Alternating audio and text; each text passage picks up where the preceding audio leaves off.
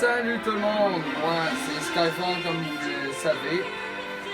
Je suis de retour d'après un mois de vacances pour les examens du ministère, mais là c'est fini, je suis bien là.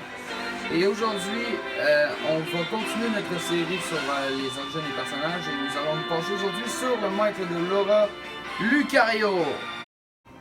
Alors ce cher Lucario fait ses débuts dans Pokémon Diamant et Perle. Son aura lui permet de lire dans les pensées et de prévoir les actions de ses adversaires.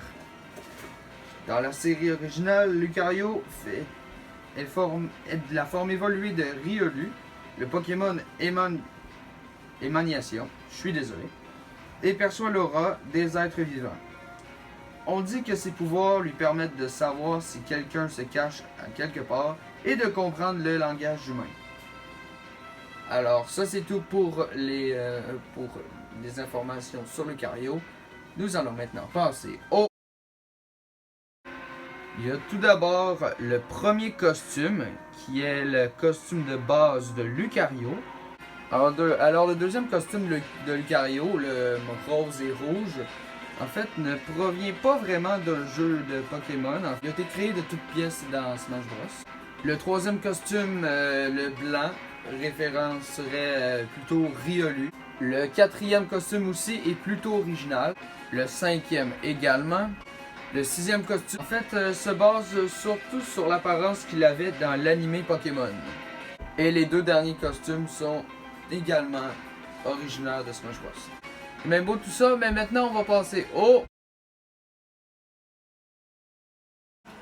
Bon, premièrement, comme pour les arènes, il y a le stade Pokémon qui vient des jeux Pokémon, bien évidemment.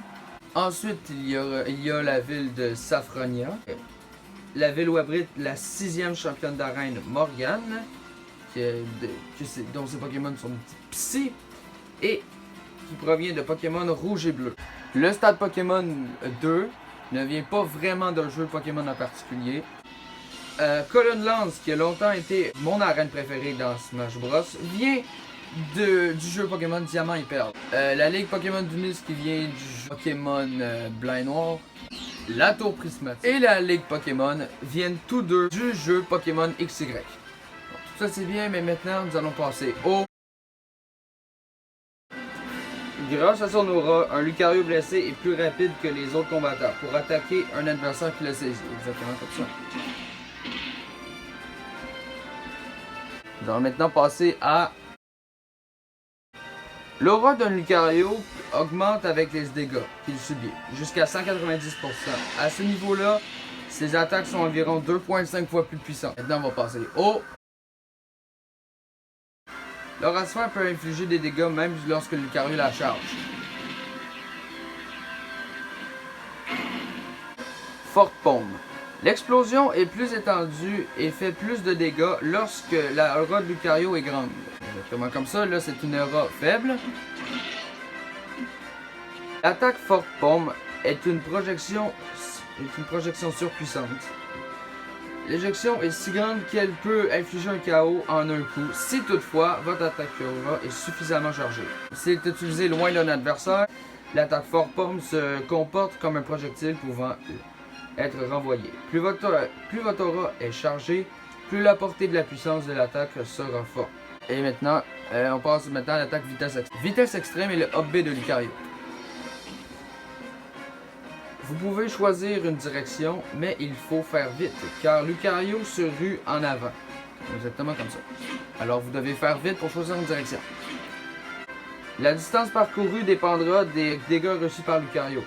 À la fin de cette attaque-là, les adversaires à proximité sont éjectés. Avec assez d'aura, vous pouvez même attaquer de loin.